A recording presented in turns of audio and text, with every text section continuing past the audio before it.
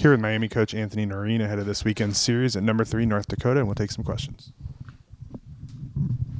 Coach, maybe as an electric atmosphere we've had in this building this past weekend against number 4 Western Michigan, come out with a split on the weekend. So takeaways from that and how do you move forward after something so big this past weekend? Yeah, I mean, first off, just obviously appreciation to everyone who showed up and supported. Like you said, it was 2 special atmospheres in there. That's what makes this place great. So to, the people from the student body to people in the Oxford community, to people work at the university. I mean, it was pretty special, and obviously all the alumni that came back as well. So that was obviously a big part of it too. 2 hard-fought games, 2 games where you feel like it showed major growth from the first time we played them to having them come back here in what feels like forever, but really isn't that long a time in the hockey world. And we feel like we took some major strides. Obviously, you feel I don't think disappointed is the word. I think maybe unsatisfied, where you wanted more on Saturday night. But if we do what we've done and what this team's found a way to do and take that, learn from it, grow from it, I think it's a really good weekend to build on. What does that say about you mentioned not disappointed, but feeling like you wanted more and hungry for that home sweep, even against a top 5 team, not backing down from them. What does that say about how expectations have risen so quickly since you've gotten here? Yeah, I mean, that's just where the expectations are. That's our standard. That's our, these guys. There's not a guy that came in to this program to take a back seat to anybody. And that's no disrespect. Obviously, that's as good of a hockey team as there is right now, and those games are as fast, as physical as possible, and no different than what we got coming up this weekend or the weekend after. But there's a group of guys that came in here to prove something, with a chip on their shoulder and a sense of pride. And, they grew up in the same circles those guys did and played in the same circles, in the same leagues, and went against those guys. And, so I think there's something to be said about the will of the guys sitting in our room and you don't have to change their minds. They believe in it. I think we need to change the minds of everyone else. We need to make sure is on that same wavelength of these are the expectations, and they're extremely high, and they wouldn't be there if we didn't have a group of guys sitting in the room that we thought we were capable of living to them. When you look at the Friday win and the Saturday loss, was there something that changed between the 2 games that really kind of stood out to you, or was it just the way that the game kind of flowed? No, I mean, I actually thought there was probably larger portions of the game on Saturday where we liked our game better than maybe Friday, especially the back 2 periods. There's going to be, when you play a team like that, it's going to be a low event game, and I think that's also a win sometimes. You know what I mean? To be able to just hold serve.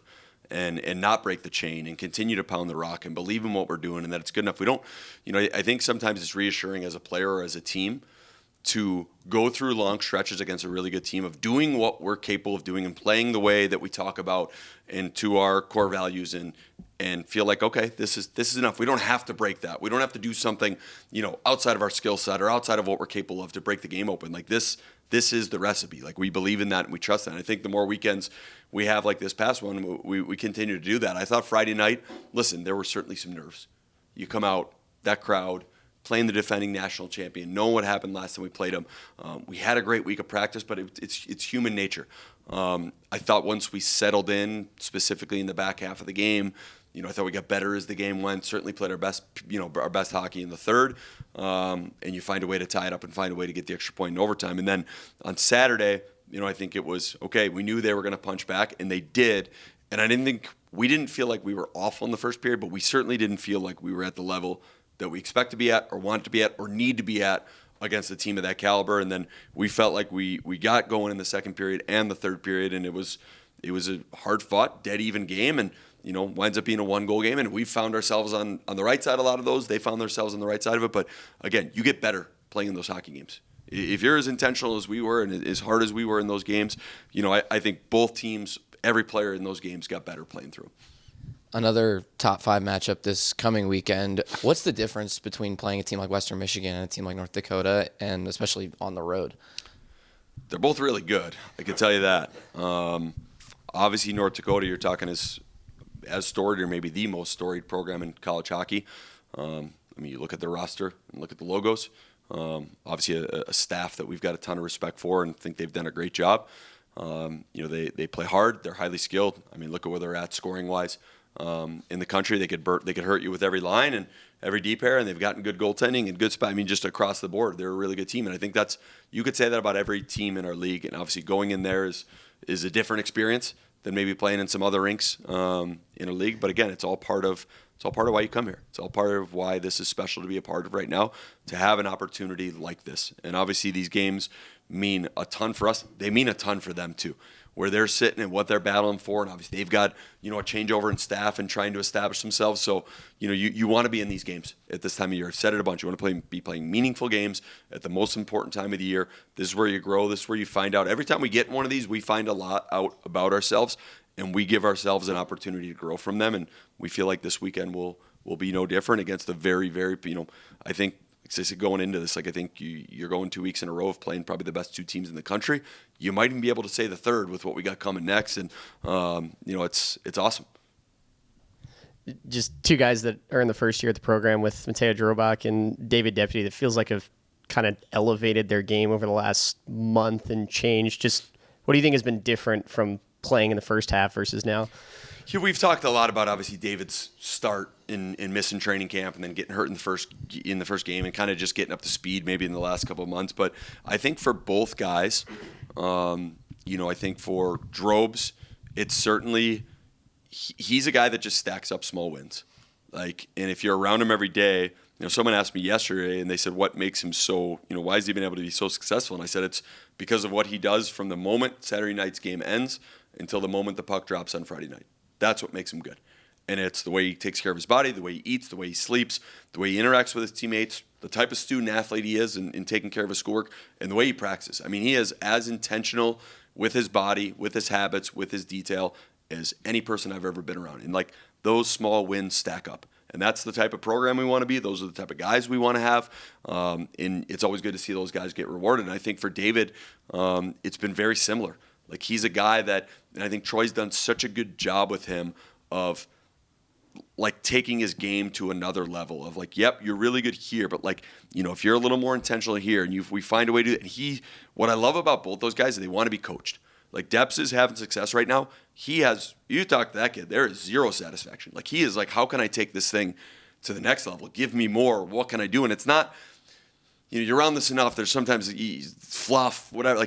No. He really wants to get better and wants to push. So I think when you have that mindset and then you go out and you put it in place and you have a practice like he did today, and every rep that he takes is at game speed, game intensity, and he's trying to take advantage of it again better. Again, that's another thing that stacks up. And I could say the same thing about 20-something other guys in our program, but I think that's where that growth curve is sped up.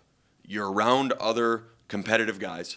You want to be successful here, in these rooms, in that weight room, in our practices, and it pushes you to find ways and just like I said, to be more intentional, to be more intense in everything that you do. And again, it's no surprise to me that those things show up on Friday and Saturday nights. And I think there's also some confidence going for both those guys right now, and but it's confidence that's been earned. Another one of those first-year players, freshman, that really seems to be elevating his game now down the stretch here, Sean McEwen. He's coming so close to scoring a goal, but that's not the important part of what his game is doing. Set up a great goal on Friday night, so how about his development? Yeah, obviously another guy that we had extremely high hopes for, and just our history with him, and Nizy and I knowing him as well as we did coming in here, and in the culture piece, in the person piece, and we obviously also believed heavily in the player piece. And I think you got to see that. And, that's the makings of a team. A guy goes down that plays the most minutes of any guy on your roster. Guys need to step up. And to see a freshman doing that at this time of the year against these type of opponents was pretty special. And obviously you've seen his physicality throughout the year. And you've seen him make that kind of game-changing, whether it's hit or play or whatever it might be. And, I think that's something he's always kind of right on the edge of. Loved by his teammates. Works hard, as gritty as it comes. And it's again, there's no surprise that when you look at the teams that make runs at, whether you talk the NHL or whatever it might be, it's those guys.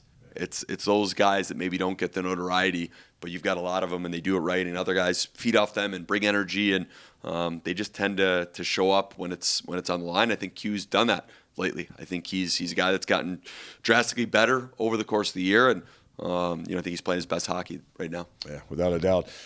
Those first-year players, obviously, as freshmen are one thing. You got a lot of first-year guys, though, that are also veteran experiences that are kind of learning the Miami culture, the Miami way. We're going to be chatting with Kyle Aucoin. You've got Dougie Grimes. You've got Mateo Giampa, all these first-year guys to go along with some of the returners, the Messenbergs and Donatos of the world. How important is it for them to kind of lay this foundation for what you want to build long stretch down the road? Yeah, I think it was a huge part of the recruiting process with those guys. And, we were talking about as a staff this morning and even moving forward, like we feel like a massive, massive part of this has got to be, like there has to be guys sitting in our room that love Miami, believe in Miami, and want to leave the program a better place than they found it.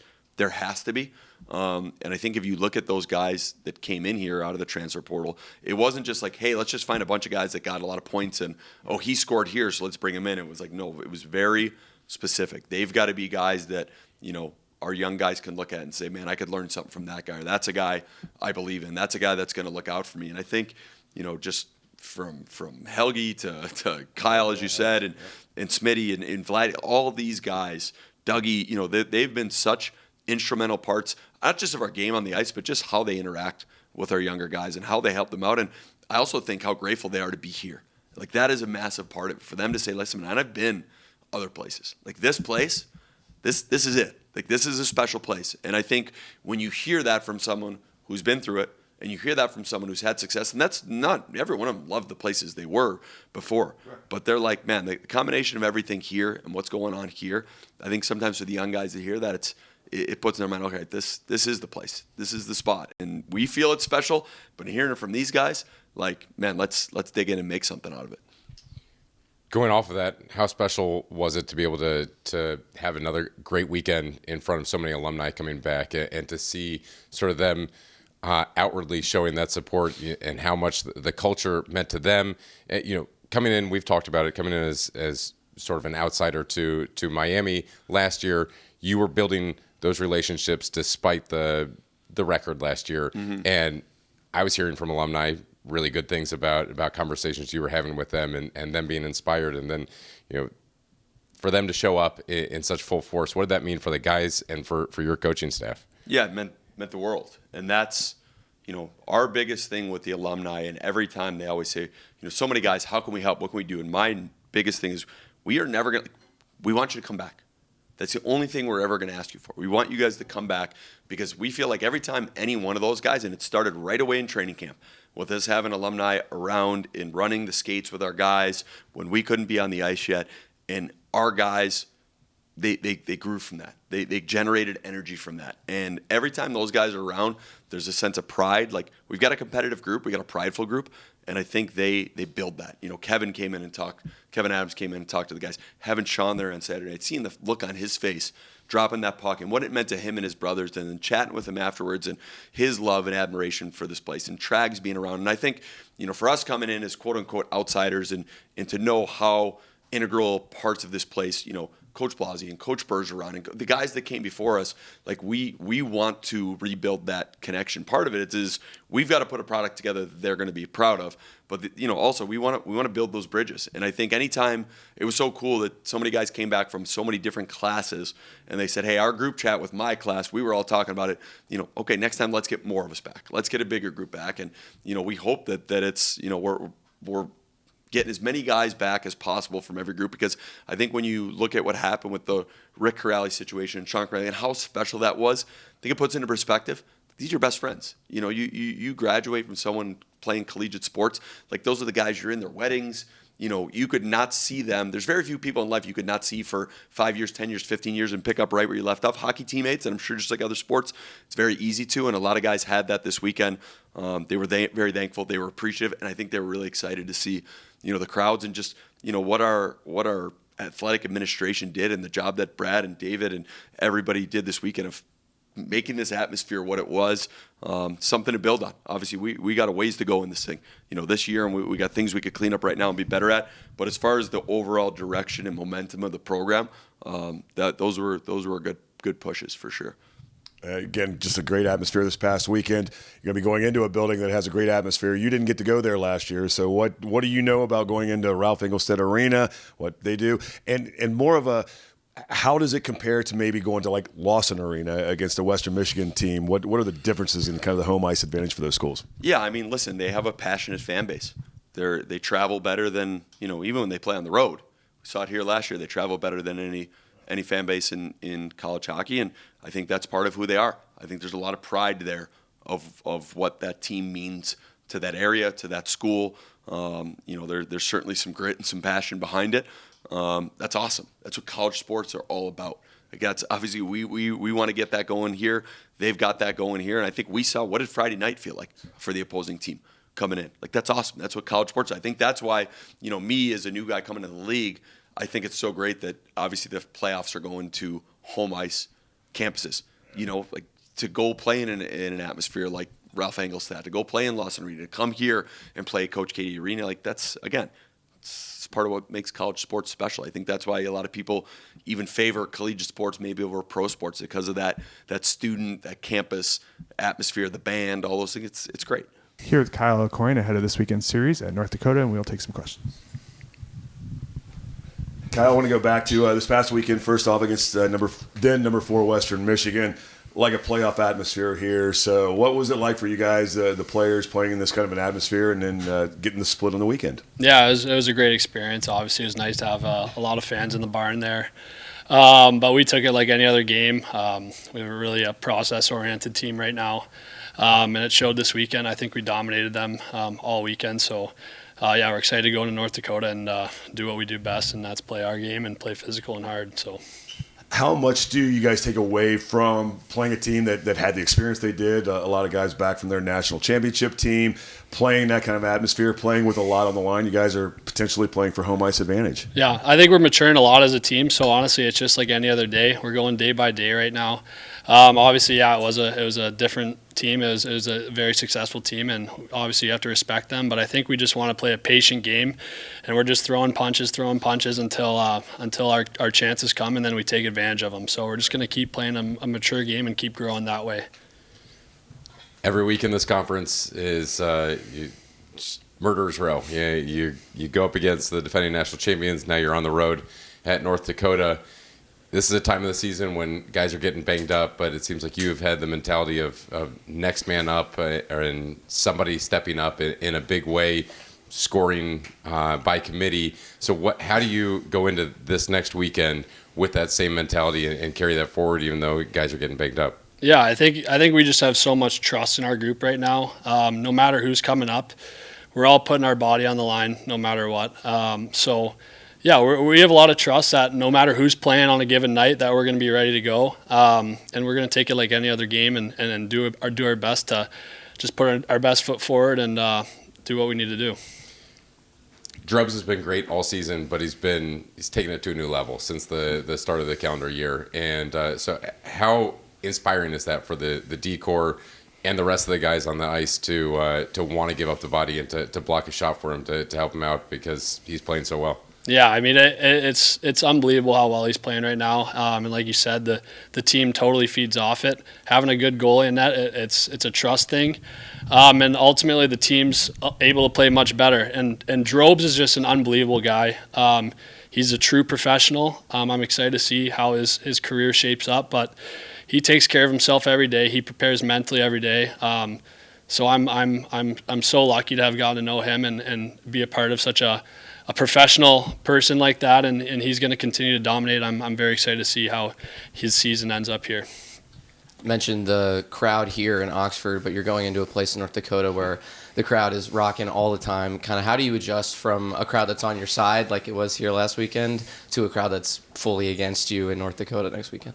Yeah, we're doing everything to prepare for that. Actually, today we were practicing with automated fans playing over the speaker. So, and we're going to do our best to just kind of quiet them early with our physicality, with our leg drive, and just go in there and set the tone right away and let them know, like, we're here to dominate you guys.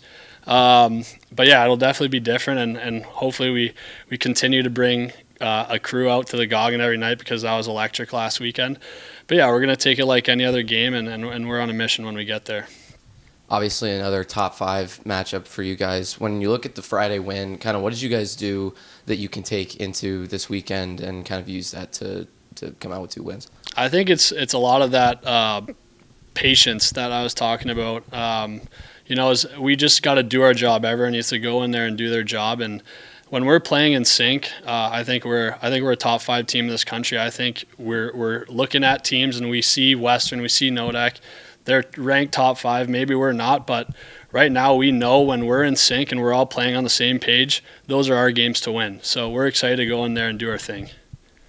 We talked about the team's health a little bit already, but just how has your health been personally this year? And you've been in and out of the lineup a little bit throughout the season. So what's it been like to kind of navigate through all that? Yeah, I mean it's been tough. Like I hurt my knee earlier, hurt my arm, but it's the game. I've had a college career where I have been hurt quite a bit, so I know how to deal with it. We've got awesome trainers, Mike Leroy and Gord Farnell, that do everything every day to help us get back as quick as possible, and not just get back and squeeze in there, but get back and feel confident. So yeah, we're extremely lucky to be treated so well. But yeah, it's just how it goes, and I'm ready to put my body on line every night, and I know every guy in the locker room is too. So yeah, I have a lot of confidence right now in this group. You got a ton of experience coming here. You had 4 years playing at Harvard. Some of that, though, a little bit injured. And, of course, everybody knows that Harvard's the Miami of the East Coast. So, yeah. Seriously, what was it like to transition from Harvard academically-wise coming here? I know you're taking some graduate classes or trying for a graduate degree. So you're obviously academically very, very gifted and talented. So what's that like? Yeah, I think coming over, it's been a great transition. The school here is it's hard. Like I'm doing an entrepreneurship program, and I'm giving a lot of work. I'm learning a lot, but it's just been seamless. Like otherwise, like the guys are amazing here. I had great teammates at Harvard, great teammates here, so that makes it so easy. And the cool thing, obviously, is that we had a bunch of transfers, a bunch of freshmen come in, so it just made for an awesome experience on the switch over. And then it's been just awesome. Like the campus is great. Being back closer to home now has been really nice. And just the feel and how we are treated here at Miami it's special. And it's cool to kind of walk around and wear the Miami logo with pride, and knowing that the people support us so much. It's not as easy to get to Oxford, Ohio, and I know your dad, NHL, great longtime player in the NHL, so you got that legacy.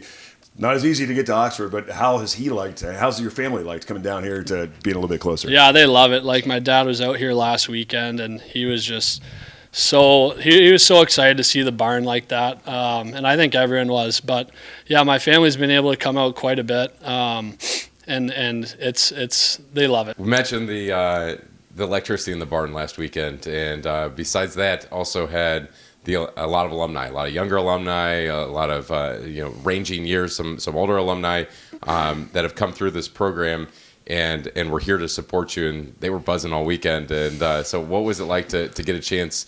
What were you able to learn from them? What were you able to talk to them about? And just how does it feel to have them supporting and being visible here? Yeah, I think that was such a very special thing for our group to see how much the alumni really do care about this program. It's a hard thing. They take time out of their days and their lives. They've got families now, and they come back to support us. That means a lot, and it shows how much the Red Hawk way really matters for generations. And we take a lot of pride in that. We want to impress them and show them how we do things now, and make sure that we know their tradition will live on, because there are some successful players that came back and a lot of winners. Yeah, you look all over the room right now. 2010 Frozen Four, 2015 NCHC champs. They were all back here, and it's cool. And we want to let them know that that's what we want to do, and we want to move this program that way also. What was your decision to come to Miami? You had used your time up at Harvard. They don't allow for a fifth year there in the Ivies. So what was the reason? Obviously, you had the previous experience with Coach Noreen. So what was the really driving force to get you back to come here to Miami? Yeah, I think it was right there. Like Noreen, I had him in Tri-City. I knew his philosophy. I knew the culture he wanted to push here. And honestly, like we kind of talked, and it was like, yeah, like we want to get this program turned around. But he knew and I knew that like that happens right away. Like we're not gonna start building. Like we want to make a run this year, and I knew that was his intention, and I wanted to be on board with that. And yeah, like this group works their asses off every day, and it's super fun to be a part of this culture. And then I came and visited at the end of the year, and I just knew it was a special place. Like you saw all the guys who returned, they couldn't say better things about it, and they were great guys. So it's just been really amazing, and I'm so happy I ended up here, and it really feels like a dream come true. And one final thing, just with the excitement of what basketball is doing as well, which you guys are doing here now too. So, I mean, how much do you hear from classmates? I mean, you might not be like a normal college student, but what's it like kind of being around this campus with the buzzing so much? Yeah, no, the buzz is amazing. It's super cool to be a part of, and we're really big supporters of the basketball team, and we've seen them come to our games too. So it's really special, and ultimately you just want everyone to be doing well, and it promotes the school, promotes everything. So yeah, we're rooting for each other, and hopefully we could both make some runs here.